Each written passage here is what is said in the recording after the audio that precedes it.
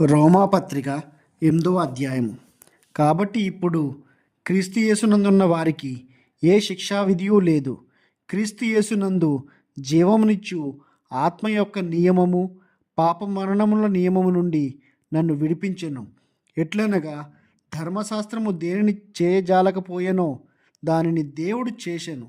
శరీరమును అనుసరింపక ఆత్మను అనుసరించి నడుచుకును మన యందు ధర్మశాస్త్ర సంబంధమైన నీతి విధి నెరవేర్చబడవాలని పాప పరిహారము నిమిత్తము దేవుడు తన సొంత కుమారుని పాప శరీరాకారంతో పంపి ఆయన శరీరమందు పాపమునకు శిక్ష విధించెను. శరీరానుసారులు శరీర విషయముల మీద మనసుంతురు, ఆత్మానుసారులు ఆత్మ విషయముల మీద మనసునుంతురు. శరీరానుసారమైన మనసు మరణము, ఆత్మానుసారమైన మనసు జీవము సమాధానమై ఉన్నది. ఏలయనగా శరీరానుసారమైన మనసు దేవునికి విరోధి అయి ఉన్నది.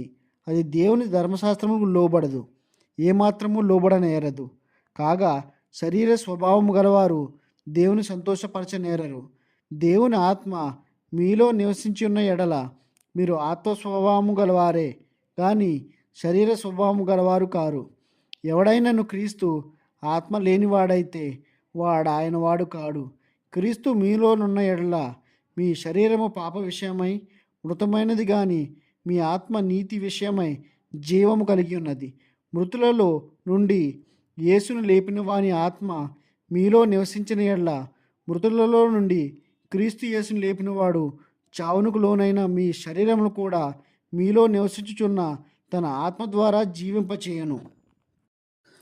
కాబట్టి సహోదరులారా, శరీరానుసారముగా ప్రవర్తించుటకు మనము శరీరమునకు రుణస్థులము కాము.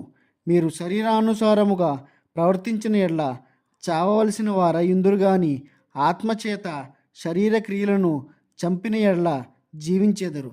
దేవుని ఆత్మచేత ఎందరు నడిపింపబడుదురో వారందరూ దేవుని కుమారులయ్యుందురు.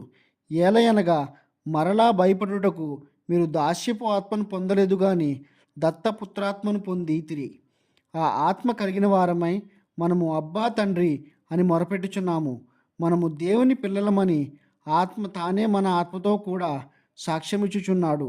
మనం పిల్లలమైతే వారసులము, అనగా దేవుని వారసులము, క్రీస్తుతో కూడా మహిమ పొందుటకు ఆయనతో శ్రమపడిన క్రీస్తుతోడి వారసులము. మన ఎడల ప్రత్యక్షము కాబోవు మహిమ ఎదుట ఇప్పటి కాలపు శ్రమలు ఎన్ని తగినవి కావని ఎంచుచున్నాను. దేవుని కుమారుల ప్రత్యక్షత కొరకు సృష్టి మిగిలి ఆశతో తేరి చూచుచు కనిపెట్టుచున్నది. ఏలయనగా సృష్టి నాశనమునకు లోనైన దాస్యములో నుండి విడిపింపబడి దేవుని పిల్లలు పొందబోవు మహిమగల స్వాతంత్ర్యము పొందినందునను నిరీక్షణ కలదై స్వేచ్ఛగా కాక దానిలో లోపరిచిన వాని మూలముగా వ్యర్థపరచబడెను. సృష్టి యావత్తు ఇదివరకు ఏకగ్రీవముగా మూలుగుచు ప్రసవ వేదన పడుచున్నదని ఎరుగుదుము.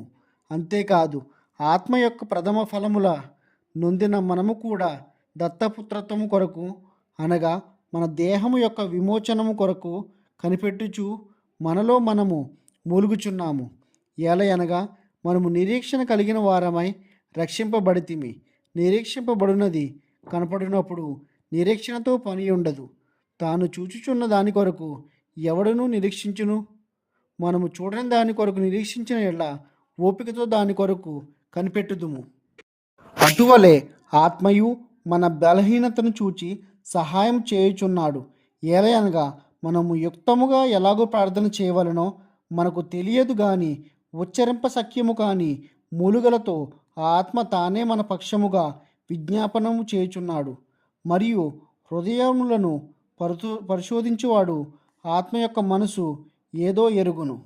ఏలయనగా ఆయన దేవుని చిత్త ప్రకారము పరిశుద్ధుల కొరకు విజ్ఞాపనము చేయుచున్నాడు. దేవుని ప్రేమించు వారికి, అనగా ఆయన సంకల్పము చొప్పున పిలువబడిన వారికి మేలు కలుగుటకై సమస్తమును సమకూడి జరుగుచున్నవని ఎరుగుదుము. ఎందుకనగా తన కుమారుడు అనేక సహోదరులలో జ్యేష్ఠుడగినట్లు దేవుడు ఎవరిని ముందు ఎరిగెనో వారు తన కుమారులతో సారూప్యం గలవారగుటకు వారిని ముందుగా నిర్ణయించెను. మరియు ఎవరిని ముందుగా నిర్ణయించునో వారిని పిలిచెను, ఎవరిని పిలిచెనో వారిని నీతిమంతులుగా తీర్చెను, ఎవరిని నీతిమంతులుగా తీర్చెనో వారిని మహిమపరిచెను. ఇట్లుండగా ఏమందుము? దేవుడు మన పక్షమునుండగా మనకు విరోధి ఎవడు? తన సొంత కుమారుని అనుగ్రహించుటకు వెనుక తీయక మన అందరి కొరకు ఆయన అప్పగించినవాడు ఆయనతో పాటు సమస్తమును మనకెందుకు అనుగ్రహింపడు? దేవుని చేత ఏర్పరచబడిన వారి మీద నేరము మోపువాడెవడు? నీతిమంతులుగా తీర్పువాడు దేవుడే. శిక్ష విధించువాడెవడు? చనిపోయిన క్రీస్తు యేసే.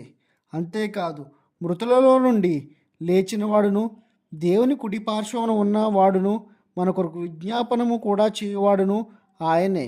క్రీస్తు ప్రేమ నుండి మనను ఎడబాపువాడెవడు? శ్రమ అయినను, బాధ అయినను, హింస అయినను, కరువైనను, వస్త్రహీనత అయినను, ఉపద్రవమైనను, ఖడ్గమైనను మనను ఎడబాపునా? ఇందును గూర్చి వ్రాయినదేమనగా, నిన్ను బట్టి దినమెల్లా మేము వధింపబడిన వారము, వధకు సిద్ధమైన గొర్రెలమని మేము ఎంచబడిన వారము. అయినను మనను ప్రేమించిన వాని ద్వారా మనము వీటన్నిటిలో అత్యధిక విజయము పొందుచున్నాము. మరణమైనను, జీవమైనను, దేవదూతలైనను, ప్రధానులైనను, ఉన్నవి అయినను, రాబోవులైనను, అధికారులైనను, ఎత్తైనను, లోతైనను, సృష్టింపబడిన మరి ఏదైనను మన ప్రభు అయిన క్రీస్తు యేసునందలి దేవుని ప్రేమ నుండి మనల్ని ఎడబాప నేరు అని రూఢిగా నమ్ముచున్నాను. దేవుడు ఈ లేఖ భాగమును మన వినికిడిలో దీవించి ఆశీర్వదించునుగాక. ఆమెన్. ఇప్పుడు దాకా వాక్యాల్లో విన్నారు కదా, వినండి మరి కొంతమందికి వినిపించండి. యూట్యూబ్ ఛానల్ని లైక్ చేయండి, షేర్ చేయండి, అలాగే సబ్స్క్రైబ్ కూడా చేయండి. Jesus loves you all. Amen.